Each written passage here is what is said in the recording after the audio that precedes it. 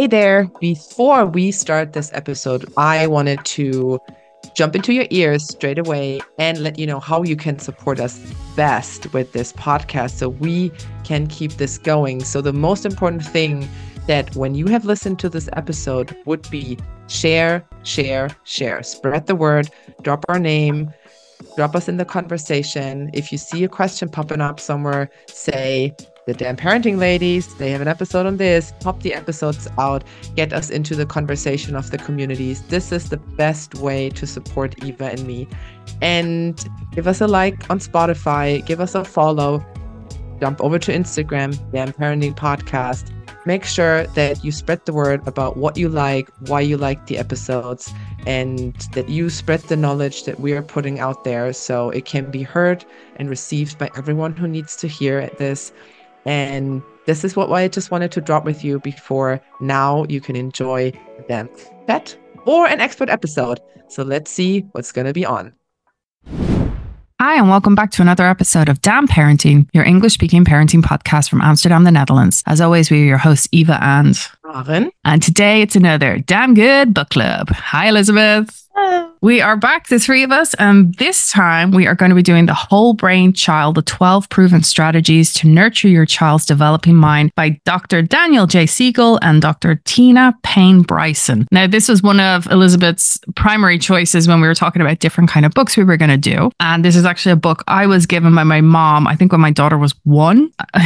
Being in those early stages, I just kept on rereading the intro or chapter 1 over and over again, and I never really fully got into it. So doing this episode has really made me have to do it. And we were given homework, should I say, by Elizabeth. Let's put it that way. Elizabeth, since this is the book club, why don't you take it on? Yeah, sure. So as you said, the authors were Daniel Siegel, who is a neuropsychiatrist, and Tina Payne Bryson, who is a parenting expert. So those are the two people who work on this book together. And this book looks at brain science to support best parenting practices, and the focus is on kids from birth to age 12. The book's tone uses a bit of humor, parenting examples, cartoons to illustrate strategies for parents, as well as cartoons to explain the brain science to the kids, which I found really interesting. It also has easy to use quick reference charts in the back, summarizing the strategies and how to use them by age group. So I feel like it's like a great book for coming back to at all different points in your kid's life up to age 12 and to keep around and use for reference. And I just wanted to read the first 2 paragraphs to give everybody a sense of the tone of the book, because I think it's a pretty fun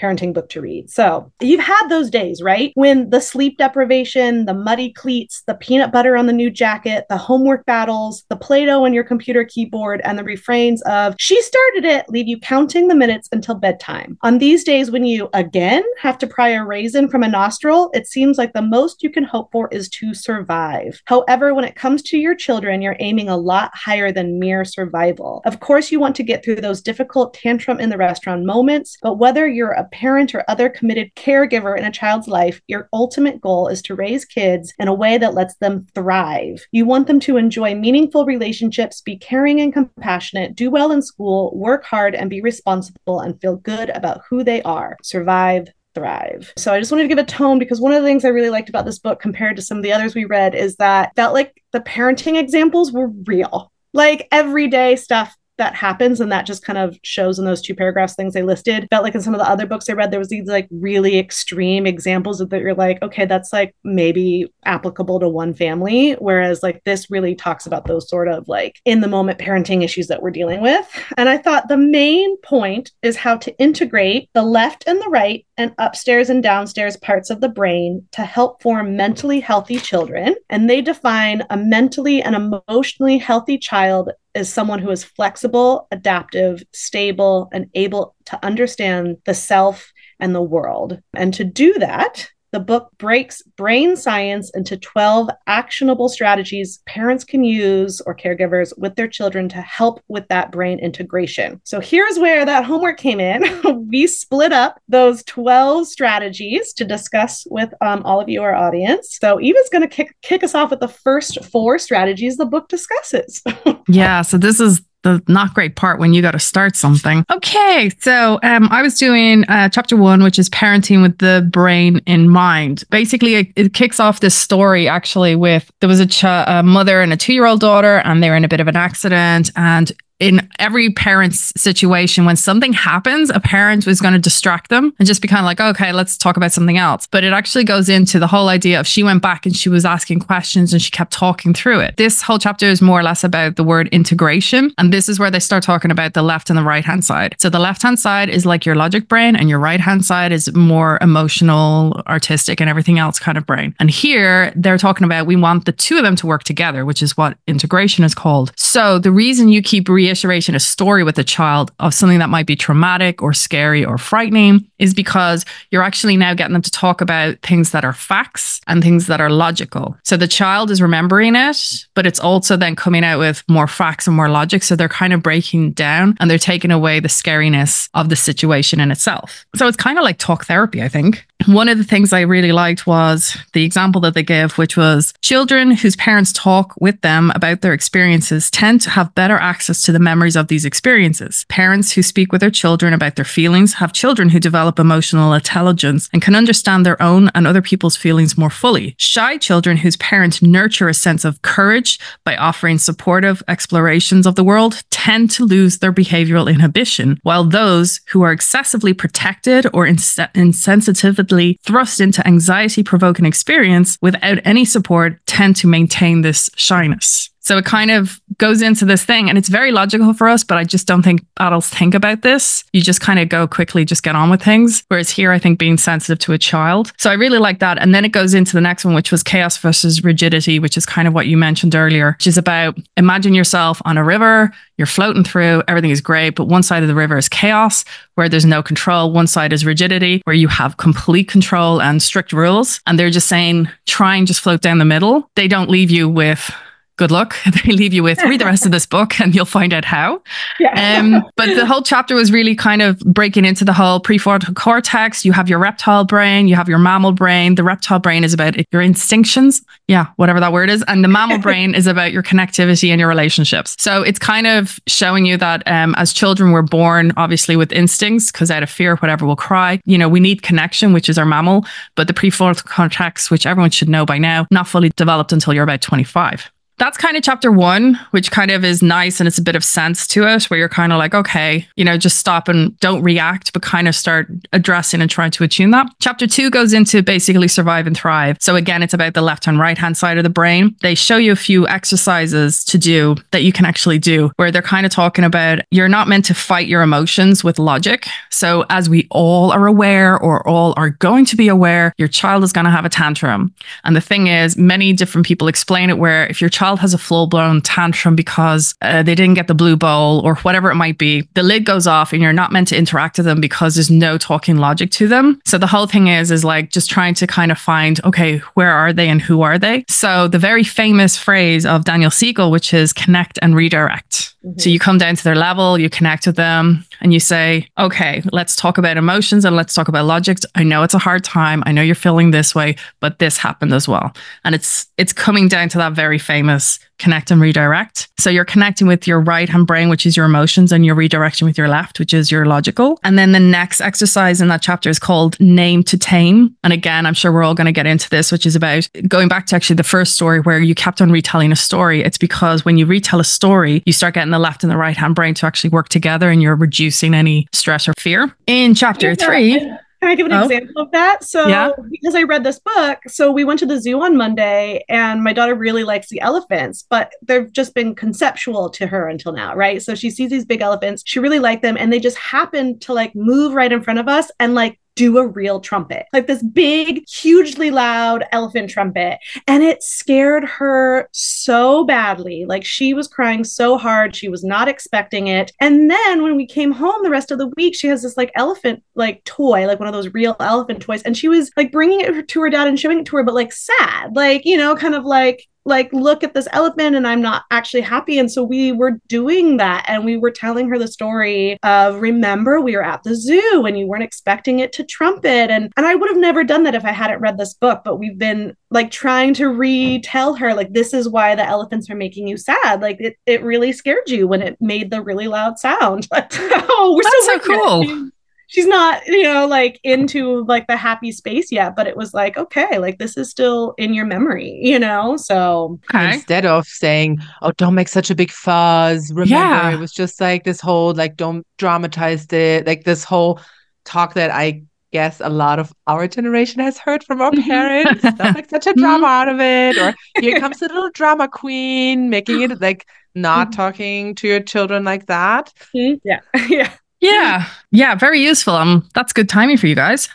So in chapter 3, we have, it's called the staircase of the mind. So it's basically, this is where you talk about left and right brain, but here this is actually talking about upstairs and downstairs. So it's the expectation of a child that the reality of it, basically. So one of the things they actually say, which is really, it's going to be very more familiar with people in the 4-year-olds, 5-year-olds, maybe 6-year-olds. The upstairs tantrum, that's actually a choice of a child. And that's where the child is like, I want that now. And they go full blown, what's her name? Veruca from the Charlie and the Chocolate Factory. Yeah.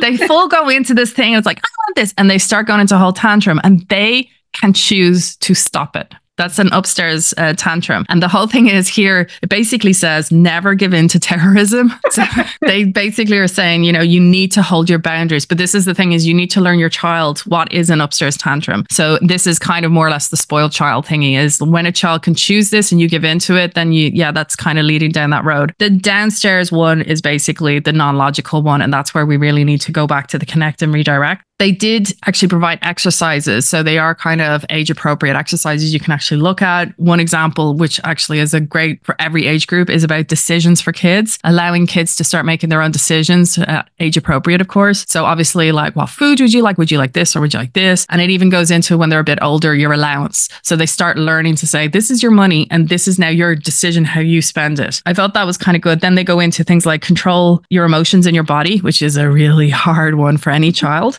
Self-understanding, empathy, and morality as well. And then the other element was also move your body. That if there is an absolute shutdown, it's a case of, okay, and one of the examples, as you said, there was a cartoon, there's a lot of cartoons to show examples, like a kid is refusing to get dressed. They're standing there like, no, I'm not putting clothes on. And the move your body example was, okay, let's do some jumping jacks. Let's try and do this. Let's move our body kind of that way. Because when you move your body, you're reconnecting with your brain again. And there's research shown into that. So that was that chapter. And my last chapter, chapter 4, which is called Butterflies. It's basically a case that it's looking at the common childhood experiences, which are like anxiety and fear, and about how they metaphorically describe them as the butterflies in the stomach. So it's helping children focus on managing these feelings by fostering that sense of security and safety. It's about, there's going to be more exercises. And again, they're teaching about how to articulate these words, because it's very hard as adults to figure out what we feel. So this is, again, really, it's a great exercise for all of us. Let's put it that way. And then there's also those practical techniques, which is usual mindfulness and breathing, creating calm routines to help children kind of regain their sense of self again. And then it goes into then the idea of course, of the parental support and presence, and then hoping to reduce the child's anxiety, highlight how a strong emotional connection can actually provide comfort and reassurance. And then you guide that child to face and overcome all their fears. And then again, the parents are helping them to build their resilience and confidence, and ultimately killing the butterflies and promoting a sense of inner peace and stability. Great. So there you go. Homework done. 5 stars. Yeah. And Maren, you have the next 4 strategies. Yeah, I have strategies 5 to 8, and they are touching upon a couple of points that Eva already mentioned. So the strategy number 5 is move it or lose it, moving the body to avoid losing the mind, where they say that physical activity can influence the brain chemistry, and how important it is that if children are very upset or in a tantrum or something, that moving the body and like literally moving out of that state, not just mentally, but physically. So changing your location, moving from one side to the other, leaving the house, leaving the environment, bringing the body into movement again can then help to regulate also the emotions. So I also, when I read the phrase moving the body to avoid losing the mind, I also thought, but also moving the body to get reconnection with that mind, because this is how I always often feel when I have these big feelings, then I am not connecting either to my body or to my mind. It's like a big mess. So focusing then also on one thing, like focusing on the physical activity and the physical movement can then help to bring the child back into a calmer state. So also mimicking this and modeling this when we are very upset, like what are ways that we can let that tension go? So allow your child then to stomp, to fight into the pillows, like to get that, because I also feel we need to equip them then with emotional, appropriate physical reactions. So if someone is so upset, I'm sure it's not going to help them if they just stroke their arm or they start like lightly dancing. Then you need this like big emotion needs then also a forceful physical thing. So jumping, stomping, punching something, not someone, but like getting the equivalent of into the movement that the intensity of the feeling is. But again, also with all these examples, I wanted to say that I think it is very important to practice those things in a non-emergency state. So they're available in the emergency state. So just saying it's good if you already know how to do something there's a car crash, I should address this before. How do I put a bandage on? How do I bring someone in a secure position and not Googling on the spot when they're there? Okay, what am I going to do now? And then this is what we're going to do now. But really all these tools and all these strategies, they need to be put into practice in a calm and relaxed environment so the child can practice those things and then put them to action. Oh my God, remember, we move. So let's dance, let's do, or like establish a song or something that you then put into practice when shit hits the fan. Let's be like very blunt. Yeah. So that was strategy 5. Move it or lose it. Then the next one is strategy 6 is use the remote of the mind, replaying memories. So revisiting a problematic situation, being very sad or frustrating or angry or whatever in then a calm state of mind. So replay this. So remind the child of, so remember we had the situation early on the playground and when you were playing and then you really wanted that shovel and then we started screaming and it was really, really frustrating. Remember that? And then really let the child replay and understand also how it led to that state. So what the buildup was, right? It wasn't we were at the playground and then we started screaming because we got into a fight, but maybe I also identify while replaying the little steps. So interesting. So this time you didn't say that you were not done with playing, right? And then the other child didn't understand. And then that led to whatever. So maybe next time when you're not done with playing, let's just say I'm not done with playing. So like putting then also into the whole plot of it, the breaks or like the redirections of, okay, next time we can redirect and then it's not going to come to that outcome. But equally,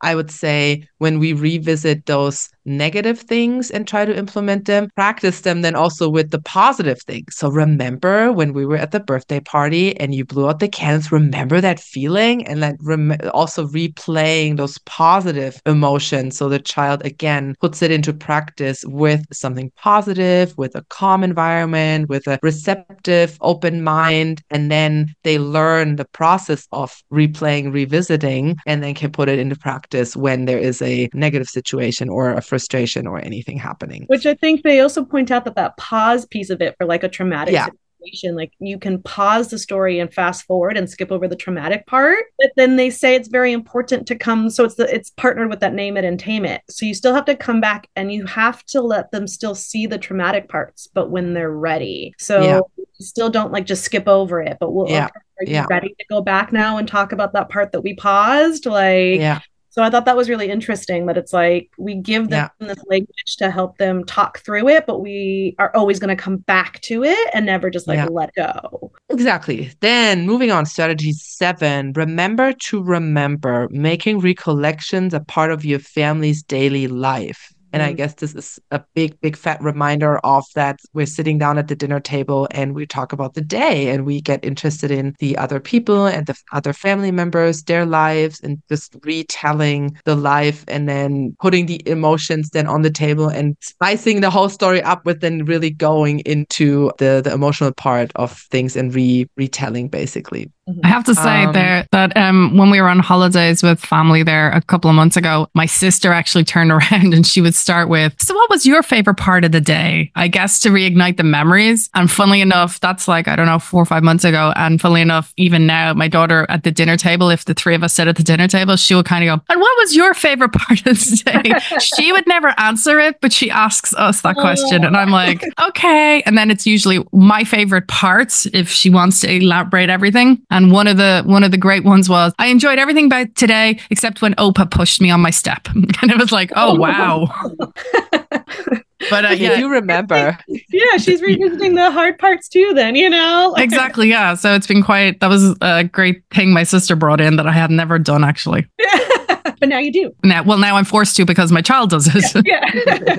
But yeah, really, and coming back, I also wanted to give one example. I don't know, have I given this in the podcast where my daughter applied my own weapons against me? Well, it's not a weapon, it's a tool. She put a tool into practice. So we were, and this again comes into the part what I was saying, that we need to integrate those tools in a receptive state and practice them over and over and over again so they go into the subconscious mind so the children can pull them out when they need them. When she's having big feelings, what I try to do is like, let's breathe, like breathe in, breathe out, and also put my hands on her chest, put my hands on her face, like connect with her. And she did that the other day when we were brushing our teeth. It was the end of the day. It was a big, long day. And she was like, we have this little stool, and she was going up and down and sitting and standing. It was just like a whole big situation. And at one point I didn't, because I'm practicing self-control and self-compassion, I just took a deep breath, like, and then she turns around and she puts her hands on my chest and she's like, calm down, mama. This big breath, and she says it in this voice, like really like,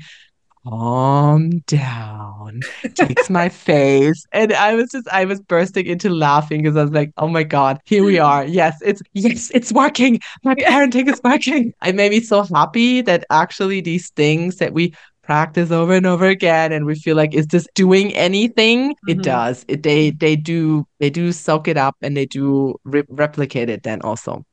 Well, that's also something I just wanted to reiterate again. It's just something again I spoke to my husband about recently. Was it takes, like, I don't know where I heard it from, but it takes 100 times. Yeah, just keep doing it overnight. It's going to take you 100 times, and you're going to go insane, and you're going to go, is this 99th time? Is this the 50th time? How many more times do I have to do it? But yeah, just keep doing it. Exactly. And then last but not least, my last strategy number 8 is let the clouds of emotions roll by, teaching that feelings come and go. Because that's also, I guess, something that I still need to practice when I have a very big emotion or a very bad day, when I then feel, especially when I'm PMSing, like, this is my life now. This is how it's gonna be forever. And I will always feel like that. But really reminding ourselves that indeed emotions come and go. We can revisit them. We can reframe things. And it's a good thing that they come because we also can let them go. And also that we are somewhat of in control how we feel, and we can make the choice how we feel, and we can choose to let things go, or we can also equally choose to hold on to things. And really explaining this concept to the children, and maybe, of course, using metaphoric language here, using like clouds, or even like the butterfly example, like a butterfly comes and sits and then it goes, but it comes back, and like all these things that in real life replicate this coming and going and being there, and whole concept to them.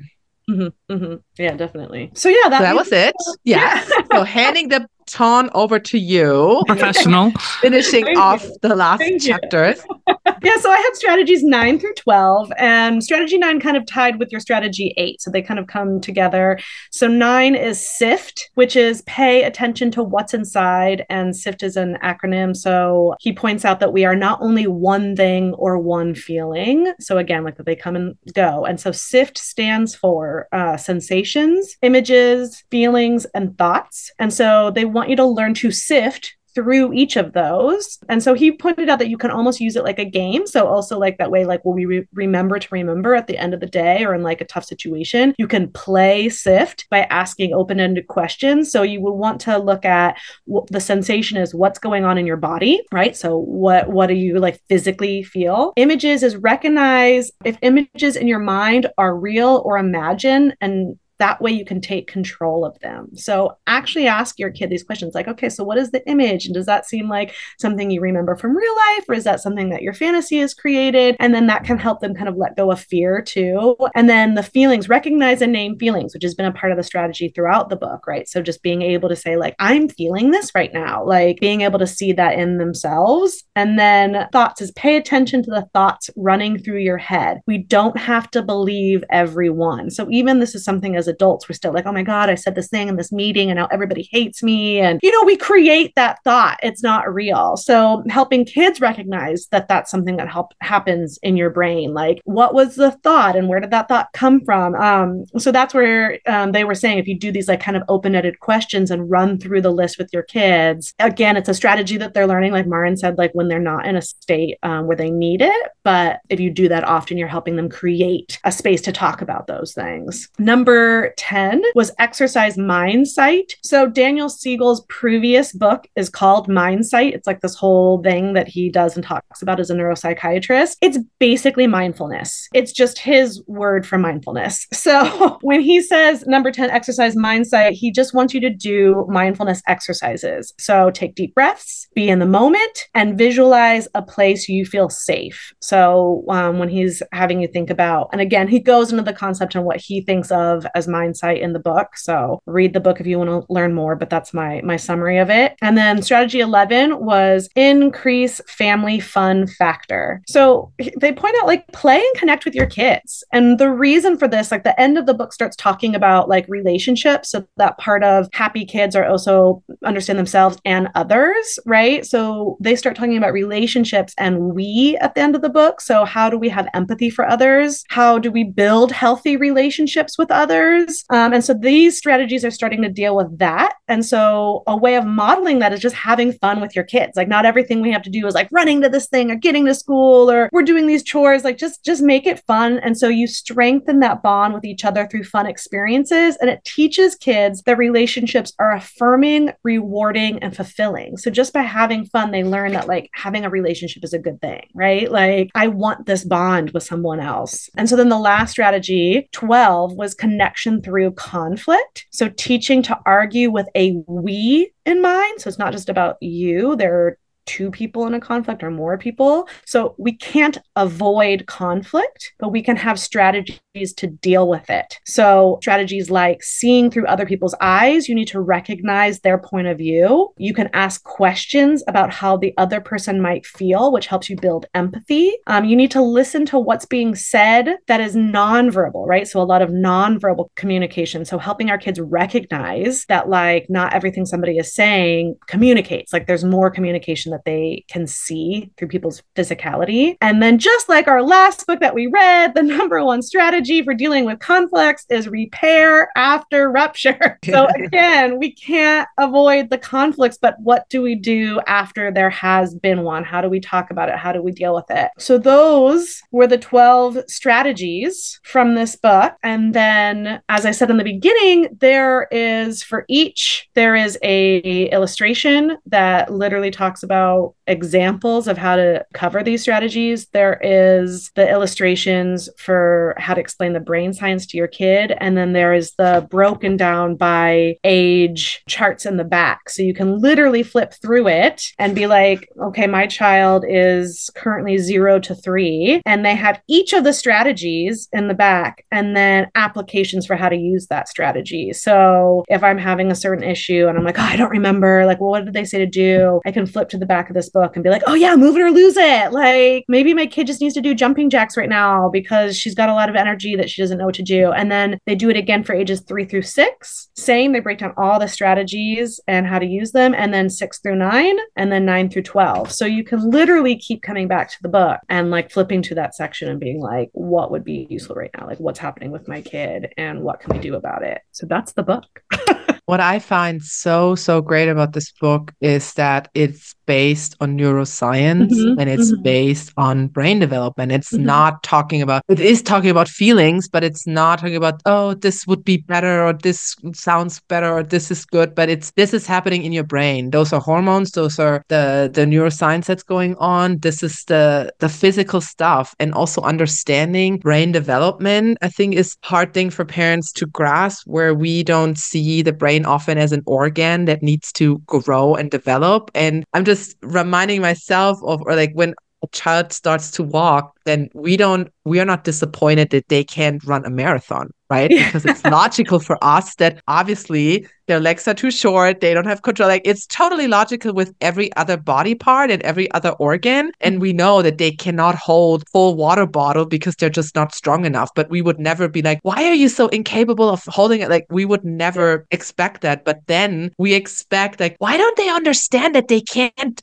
just grab a toy? Why don't they understand that we can't do this? Why don't they act like, when it comes to the emotional side of things, then we think, why are they not adults? Why don't they react and act like we do? Or we give them like a little grace period of, all right, you've had your 5-minute tantrum now it's okay. Like now wrap it up, stop it. Why don't we see that as parents, that the brain is developing, the brain is literally not capable of it because it has not built up all these connections, because it has not learned all this stuff. So that was so important for me to read, and so important to really understand again that we need to understand that the brain is developing, and not only until 12, but then until 25 now that we know that. So taking that into account and be graceful with us and giving our children the space to develop and taking them by the hand and helping them in that process. And I think like that's what I like about the book too, is because it's these like strategies with like examples, is reinforcing this idea of like we are modeling, we want them to learn, and it's gonna take time. It's gonna take 25 years to learn these things. So like as long as we keep modeling how to integrate these parts of the brain, they will get there, and it's not going to happen overnight. It's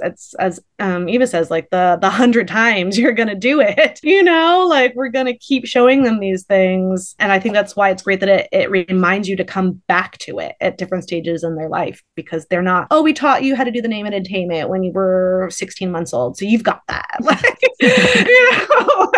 I wish. Then we would remember everything from school, which none of us do. Right? Yeah, exactly. Right. I have no math skills anymore. But it's you always ask too at the end of these like what I would rate it, and I would give this one a 5 stars. I think this is, especially going back to having reread these books since I read them when I was pregnant, I still really like this one. So I highly, highly recommend. And it's short comparatively. I know anything feels daunting when you like have a young neuroscience and brain science, and you're like, oh my God. Yeah, but they make it so easy, like not counting the reference sheets in the back. It's 149 pages is it. So just pointing out to our listeners that I highly recommend this one out of all of them if you're going to read it yourself. So far, yeah. And Maren? I totally agree. 5 stars, just because it has the scientific backup and it is scientific research. It really points out the whole neuroscience behind it. So that alone makes it worthwhile to read it for me, because I can't argue with this. Like this, it's not a feeling. It's not like a perception or an opinion. It is the science behind it, and it's the facts. And that's what I really appreciated, reading a parenting book based on facts, because then I know, okay, if I follow this, I have a higher chance of succeeding or understanding why certain things are the way they are. So I also, 5 stars. And if you choose one of the books that we showcase, then I would also recommend pick this one. Which is why we've left it till now. Yeah. When I was reading it, I was really also kind of like, how many stars would I give it? Because I feel like 5 is just such a massive thing. But I do agree, like it was 4.5 or 5 stars. And on Goodreads, it's rated 4.27, which is not bad, but that's out of 46,000 people. So I mean, I kind of think you can kind of say, yeah, that's, you know, we're looking at a solid 4 going into 4.5, but then, yeah, agree. When do you think you would recommend people to read this? I think probably before the baby's born, because that's when you still have time. Yep. Amen. And then it's, of course, like that newborn phase. No one wants to do anything. So same as the last one, when you start feeling like you're moving, like I know when the tantrum phase starts and you're like, what is happening? And she was like this normal kid a second ago, and now she's like melting down in my living room. Like, I think that's like when you start getting to that question phase of like, what do I do? And how am I supposed to handle this? Like, so at about a year, and then again, revisit it at those changing developmental moments, you know, like, okay, my kid's going into school right now and they're meeting all these new people and they've never had to like sit through a day of learning before, and they're coming home and they're tired and they're cranky. Like, what's going on? It's like, oh, they're like going through a huge brain development right now. Like, they're like literally learning new information every day. And how can I help them support that change, right? So any big developmental change, I think, would be always good to revisit it. I was going to say probably every month before your child's next birthday, just to prepare you, because the child development thing is a bit all over the place, but I think consistency with this book is going to be paramount. And as you mentioned, like this is all the way up until like an age of like 10, 11, 12. So this is actually a heavily worthy investment to have on your bookshelf, because this is something you can read time and time again. And I'm sure, Elizabeth, you're one of those people who has piles of notes written in, corners folded over, everything else. I was never allowed to write in my school books when I was a child, so I've never done it. But I do see it as one of those books that is probably definitely worth doing it and circling it and then keep coming back to it. And equally, this is super important also for everyone, because it's fathers and mothers and caregivers. So it's just a really good point for people to kind of be like, you know, sitting in the back of my head reading this, all I could think of was, I wonder what that generation is going to be growing up, because they're not going to have dysfunctional, what the F am I doing? Like, I don't know. Shut up. You go over here. No, stop talking. Stop crying. Only cry. We're going to be like these supportive, understanding. Now we've got the science also behind it, that we're going to have this. So I'm kind of like, is there going to be therapy in the future? I mean, like, are we getting rid of therapists and psychiatrists' jobs for the future by raising our kids properly? Or is it going to be something that is, everyone does it? Everyone goes to the dentist, everyone goes to the dental cleaner twice a year, everyone goes to therapy. It's like a non-negotiable. And people are like, why are you not in therapy? Are you okay? Like, is everything, are you in the right mind? Are we reducing future world wars? Like, are we going to raise these terrorists in this world with actually having loving, caring parents to be like, I love you? And it's like, I'm not going to do that naughty thing I was going to do later. Right? Let's hope. I mean, that's our goal, right? Is to have like empathetic children and that become empathetic adults, you know, that know how to handle conflict. And that would be a dream, wouldn't it? I was going to say too, so at the school that I used to work at, the head of school actually would do a brain science class with the upper school kids, which is like 12 to 14-year-olds. And so he would actually sit with them and talk about brain science so that they would understand what was going on in their minds and their bodies. And so it's another thing about this book that I appreciate, that my daughter is too young to like read the little cartoons and like explain, but when she gets old enough to sit down, I really like that they reiterate that you can teach the kids about it. So it's not just this thing like, I'm the grandparent and I'm imparting this wisdom on you and you don't need to understand it. It's like, well, here's the information, and this is why what's happening is happening, and here's how to understand it in a kid-friendly way. So I really think that's important too. Like, talk to your kids. Like, your brain is learning how to do stuff, and you've got all these neurons firing, and they're making connections, and they're doing this thing, and they're doing that thing, and like, let them understand why their body's doing what it's doing, you know? So it's another especially when we go into older kids and we go into adolescence, puberty, and all these things, the more that they already are understanding, or then we can start the conversation, be like, okay, let's sit down, so they're not going to be